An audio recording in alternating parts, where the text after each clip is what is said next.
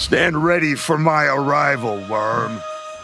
I guess my custom Conquest doesn't have to be lonely anymore, because we are reviewing the Figurexstudio's Conquest figure. I just got this guy in the mail the other day, and I have to say I am very impressed. The attention to detail on this figure is amazing.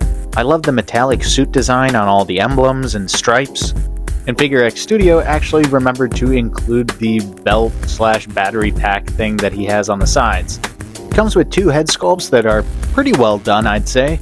Very expressive, but definitely leaning more on the cartoon/comic book side. Built on the same Muck Toys Atom body that I used for my custom Conquest, I still maintain it has the perfect silhouette for the character.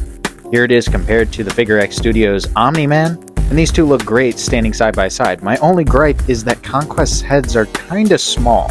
He's a big character, so he should have a huge melon. Also, the smiling head doesn't really stay on, but the neutral head does snap on, you can even hear it.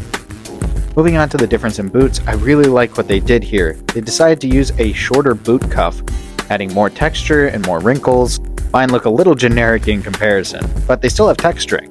Moving on to the bionic arms, Figurexstudio designed their own replacement forearm piece instead of opting for a cuff design like I did. Call me biased, but I genuinely prefer the finish on my gauntlet as opposed to theirs. Also, the paint job on my head sculpt is a lot better. In their defense, they had to work on multiple figures at once as opposed to just one. That's why the head sculpts and the paint jobs are a lot simpler. My tiny nitpicks aside, this figure is absolutely amazing. Really captures the character, the attitude of him, and he's going to add a lot of presence to the shelf.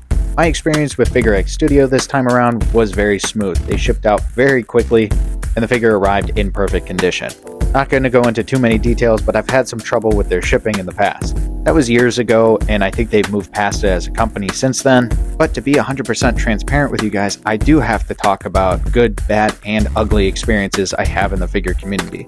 This time around, Figurexstudio really brought the heat, and I 100% recommend them.